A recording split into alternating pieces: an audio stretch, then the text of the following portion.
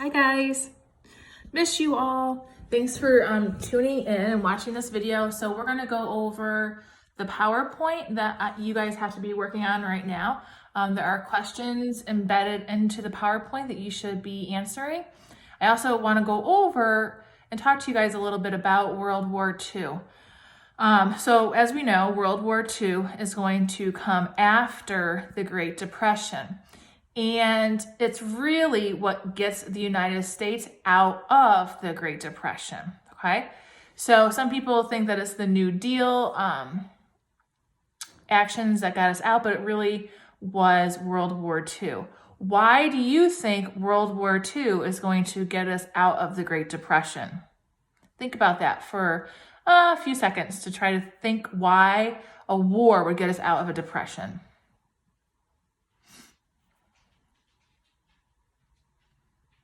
All right, so if you said the wartime industry is going to create jobs, you were right. So I'm going to show you guys the PowerPoint, and I will go through the PowerPoint with you like I would in class, and this will help you hopefully with the work, because I know you guys are super overwhelmed and I am not trying to add to that, okay? So, why won't it let me switch? Jeez, oh Pete, it won't let me switch it around, the camera around in the middle of the video. All right, so nothing's easy.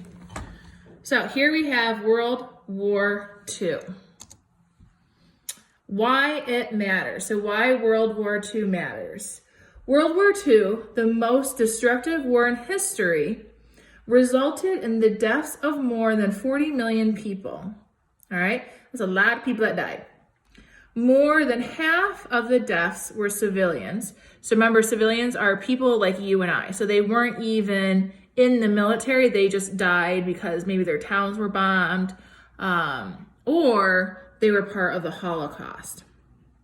All right. So you learned about the Holocaust last year with Mr. Crisafulli.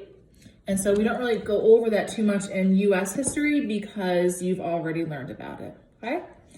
At the end of the war, the U.S. emerged as the strongest nation in the world in the possession of a powerful weapon, the atomic bomb. We all know that they used the atomic bomb to end the war when we bombed Hiroshima and Nagasaki. But that's getting a little bit ahead of ourselves, okay? All right, the impact today. So why it matters today. World War II marked the beginning of the nation's role as a superpower. So remember, a superpower means that we are pretty much the most powerful nation in the world, or at least one of the most powerful nations in the world. So again, we go in, we kick some butt, and we're able to kind of help end this awful war that was started by Adolf Hitler. Okay. The war also transformed the American economy into an enormously productive and enduringly prosperous economy. Whew, a lot of big words in there, right? So basically, that is saying that this war helped to make America a super wealthy country. Even though it may not seem like we are right now because of what's going on, the United States is one of the most economically powerful countries, okay? All right, so here's your first question. So you need to type this into Canvas. Why was World War II important to America? What happened to our power? What happened to our economy? So that's how you're going to answer that question. Why was World War II important to America? Look at the slides.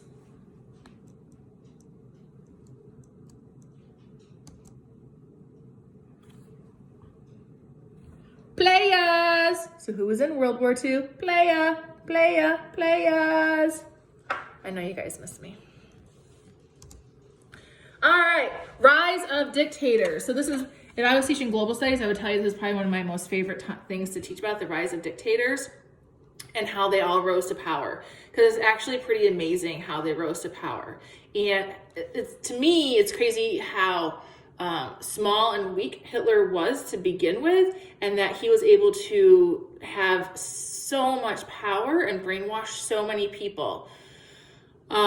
So there's a really good series on the History Channel called The World at Wars, and if we were in school, we would have watched a little bit of it, because I have the DVDs, but unfortunately we're not there, so you can try to YouTube it. It's on the History Channel. If you are bored and want to watch something, okay? So we have Hitler. We all know about him. He was from Germany. Mussolini. He was from Italy. Okay, he was a newspaper journalist, and he was a huge anarchist, and so he wanted to overthrow the government of Italy, which he obviously did. And he also looked up to Hitler. And then we have our boy Joe Stalin, who was the leader of Russia, and is going to kill a lot of his own people as well. Okay? These are the bad guys. All right, Japan. Thought they could solve Japan's problems by expanding power in Asia. So Japan did not have a lot of power, but they were going to try to take over some of China. So in 1931, they launched an attack in the province of Manchuria in northeastern China. So that's going to be an area close to Japan. 1937, invaded northern China, moving southward until it occupied most of the country. In 1940, signed a pact of alliance known as the Axis with Germany and Italy.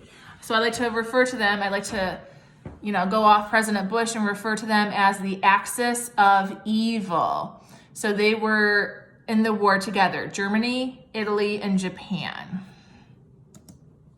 The United States wanted to remain neutral, so we did not want to pick a side. So a lot of the readings in that review book I gave you use this word isolationist. And so the regents will use this word isolationist. So a lot of people are in isolation right now because they can't go anywhere, right? Because they're sick. So we, again, wanted to stay neutral. We wanted to keep to ourselves. Isolationist ideas became even stronger in the early 1930s. So people were upset about World War I and all the problems that became because of World War I. So we wanted to stay out of Europeans' affairs, okay? The Nye Committee, not Bill Nye the Science Guy, but the Nye Committee documented profits arms factories made during World War I, giving the impression that these businesses influenced U.S. involvement. Passage of the Neutrality Acts in 1935 and 1937. Don't worry so much about that one. This Neutrality Acts of 1935 and 1937, those are laws saying that we are going to stay out of European affairs. I got this light on there that is just driving me nuts. So, okay. All right, World War II timeline. So this just goes over everything that happens from the beginning to the end. So you guys can look at that. We've got Hitler invades Poland. Remember that as what's going to start World War II. Japanese attack Pearl Harbor. U.S. declares war on the Axis powers. So the war is going on for about a year and a half, almost 2 years before the United States joins into it, okay? All right, early American involvement. Chloe, enough. She's so bad, okay? FDR, four freedoms. This is what he says that we are fighting for. It says that we're fighting for freedom of speech, freedom of worship, freedom from want, freedom from fear. So freedom from want, this is kind of a different thing. So people in Europe, they wanted many, many things. They wanted food, they wanted clothing, they wanted a lot of things. And so FDR said that we have to help fight to make sure that people that we help to protect those freedoms, okay? Freedom from fear. FDR did not think that people should live in fear like they were. Chloe, stop it. You're being naughty.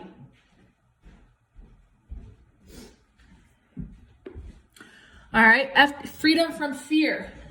Imagine living in Europe right now and you're being taken over by a dictator, aka Adolf Hitler, and if you speak out against him, you'll die. People are being bombed all the time. So FDR really believed that we need to fight for these freedoms. All right, why do you think FDR was fighting for the 4 freedoms? Why do you think he thought those things were important?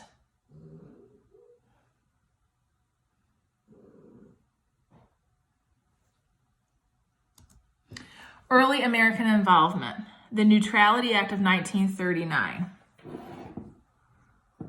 And I apologize if this is backwards, you guys. I'm having a rough time with this. All right, cash and carry basis for arms sales with Britain and France. So we are selling weapons to Britain and France. So a lot of people have said that even though we had the Neutrality Acts, this really didn't keep us neutral. Because if we're selling weapons to countries that are fighting in the war, aren't we really supporting the war effort? That's what some people said. Some people said we weren't. We were just supplying them with the weapons and that it was a business transaction. All right, destroyers for bases. In 1940, we give Britain an old American destroyers in exchange for their right to build American bases on British-controlled Newfoundland, Bermuda, and islands in the Caribbean. Lend-Lease Act. They like to ask about this on the Regents. So when you lend something, you're letting somebody borrow it, right? When you lease something, you're kind of renting it. The U.S. would be able to lend or lease arms, we're talking about weapons, to any country considered vital to the defense of the United States. So that is how we were able to supply and give weapons to our allies. How would the Lend-Lease Act bring the U.S. into the war? So I want to think about that question for a little bit. I'm going to try to wrangle my dog.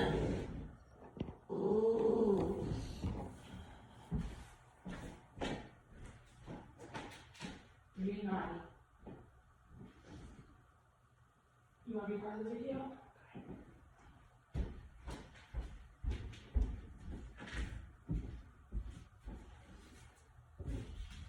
Okay.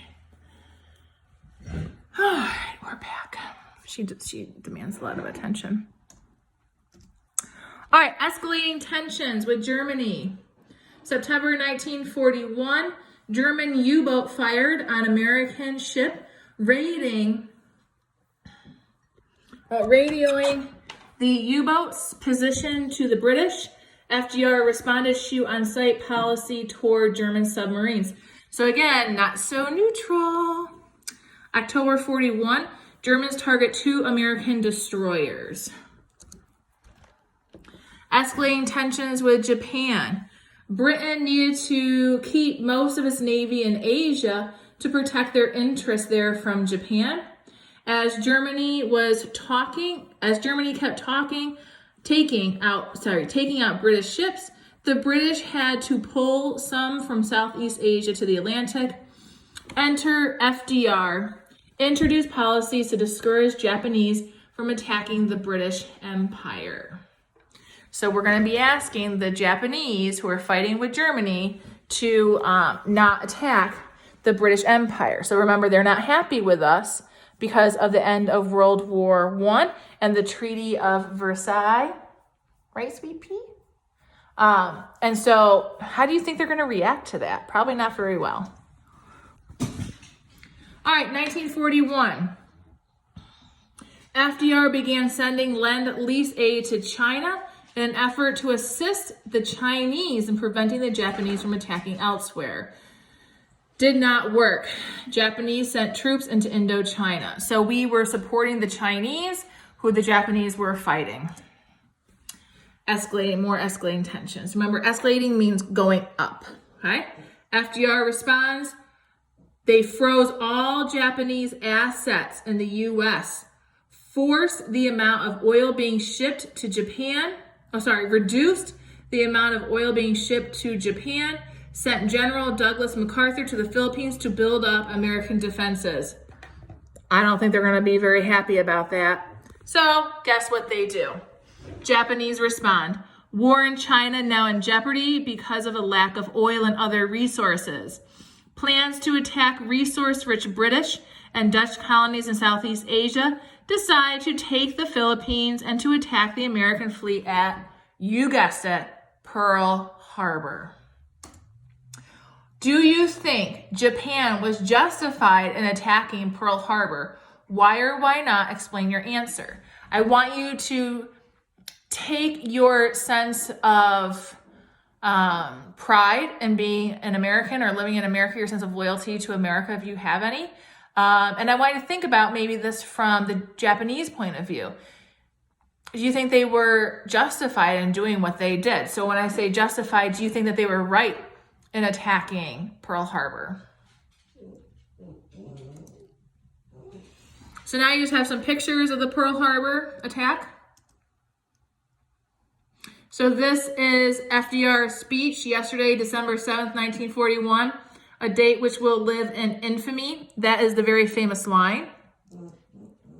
Changes on the home front. So when we talk about World War II, we talk a lot about how things are going to change here in the United States, okay? So these are going to be pictures of women working. This is Rosie the Riveter. She was a very famous person. She actually just recently died, saying, you know, we can do it. And here she is going to work in the factories. Keep them flying, appreciate America. Come on, gang, all out for Uncle Sam, Mickey. So they even got Mickey Mouse involved. Keep them flying, Miss USA. Victory waits on your fingers, so you should go out and you should be working. All right, U.S. Army Air Corps. For all my military folks out there, this is going to be when, after World War II, this is when the Air Force is going to break away because they realized during this war how important air was, like the planes were to the war. All right, mobilizing the economy. Government signed cost-plus contracts. Government agreed to pay a company whatever it costs to make a product, plus a guaranteed percentage of the cost as profit. The more a company produced and the faster it did all the work, the more money it would make. So this is going to be kind of how we're able to get out of the Great Depression. War Production Board, WPB.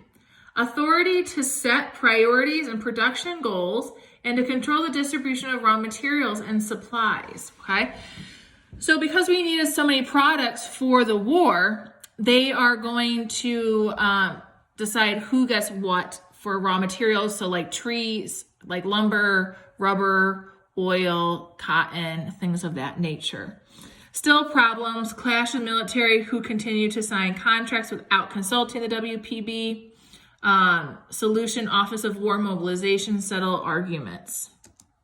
Mobilizing the economy, War and Price Control, Office of Economic Stabilization, regulated wages and the price of farm products. So do you remember during the Great Depression, farm products the prices were drastically falling, and so the farmers were not able to make money.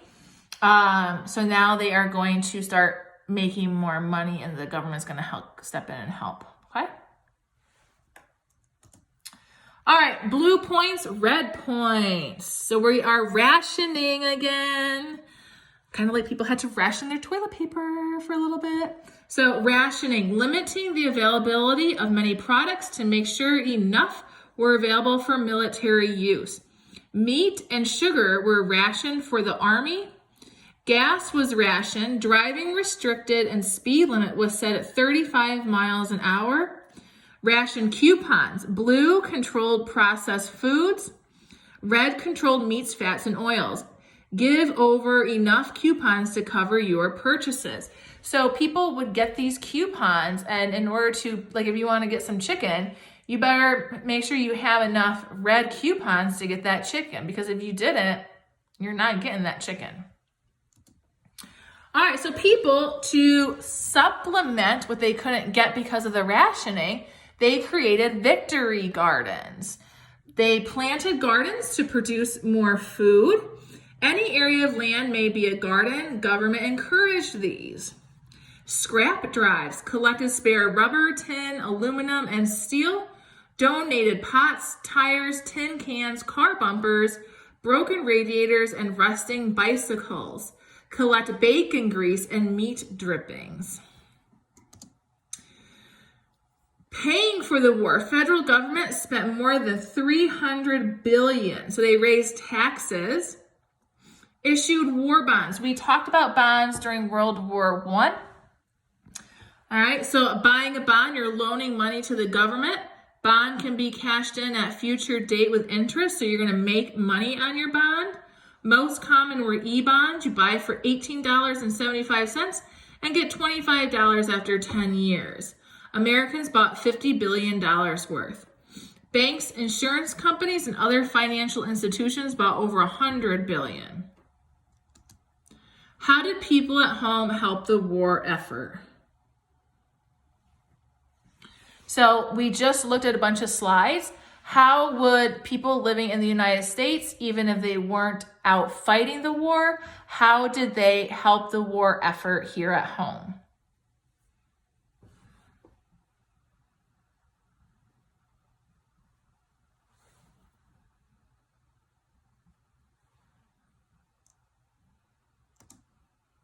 So these are some pictures. So these are, you guys are going to do a reading about African Americans during World War II.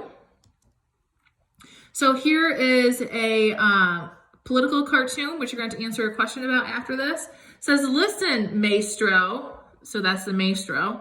If you want to get real harmony, use the black keys as well as the white. So they have black labor, and if you notice, there are spider webs on them, and then you have white labor. So what I want you to think about, and you can notice, so this is a piano or like an organ. And usually if the organ is being used to the best of its ability or to like make the loudest noise, you would see smoke or air coming out of all of these. And so Uncle Sam is this guy. War industry is this guy. And he's saying use the black labor and white labor together. Because when you see the spider webs on the black keys, that is telling us that they were not using the black labor. What do you think is meant by the previous cartoon? This cartoon, what are they trying to tell us? Look at the keys. What should they be using?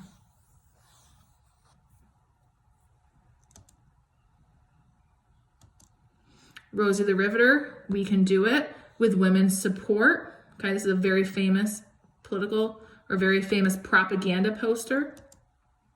All right, this is kind of a sad part of American history. Instructions to all persons of Japanese ancestry. Japs keep moving. This is a white man's neighborhood. These were signs that were created. So basically, you see these little camps right here and all these lines. The United States government was very fearful of Japanese and of the Japanese spying on Americans. And so they're going to place them into what we call internment camps, okay? The Japanese internment camps. And you have a reading to do about that on News ELA. So they call them war relocation camps. They had them out in the West because many Japanese Americans lived out in California and Washington because that is very close to Japan. And so many of them lived out in this area of the United States. And so the internment camps where they put them were out in the West. Why do you think the U.S. put people from Japan into relocation camps? Think about Pearl Harbor.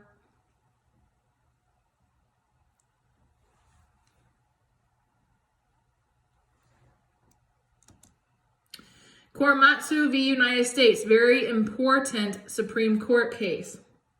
Henry Korematsu argued that his right had been violated. The Supreme Court ruled against him, saying the relocation was based on military urgency and not on race. 1945, it was overturned when it said that loyal American citizens could not be held against their will. Social effects. Women in the 50s. She went from being a housewife to now working. Rock and roll. People wanted something to look at, something to do. They're making more money, so this is going to be when Elvis comes along. All right, we got James Dean. Shall I go back to school? GI Bill. So a lot of veterans are going to go back to school because of the GI Bill. This gives them money to go to school. It says, veterans, prepare for your future through educational training. The GI Bill is still something that veterans get today. Economic effects. When you look at this, you see the very first planned suburban community called Levittown. All right. If you look, a lot of these homes look the same.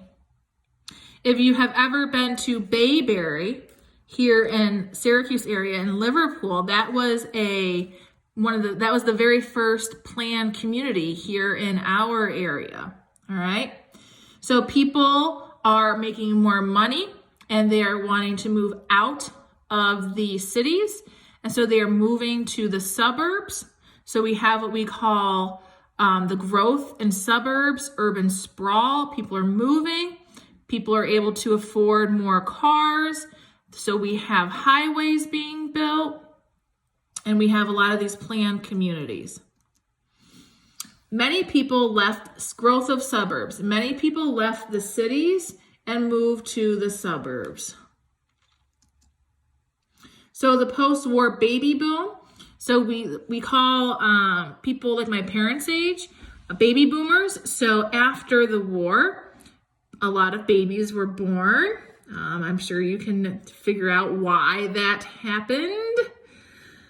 All right, so now, but the effect that we have now is that all those baby boomers are getting older, and so they are all starting to collect Social Security, and they're all starting to need to get and receive Medicare. And so our government is trying to figure out how to pay for all of these baby boomers. Overall, the U.S. economy grew by 4% in the 1950s as productivity rose along with population. The United Nations, the political effects. Building a new world, creating the United Nations, a new international political organization, General Assembly, where every member nation in the world would have one vote, power to vote on resolutions, to choose non-permanent members of Security Council and vote on UN budget. Security Council's 11 members, 5 of them permanent. Britain, France, China, the Soviet Union, and the U.S. The U.S. had veto power. Those are all the people that won the war, kids. You win the war, you get a permanent seat on the Security Council to help keep the world safe. How do you think that's working out today with those 5 members on there?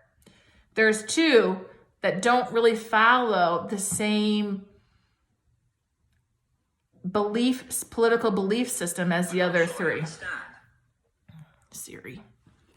All right, responsible for international peace and security. Investigate problems, purpose, and solutions. Take actions to preserve peace. Use military force. Why was the United Nations created? Is the UN still around today?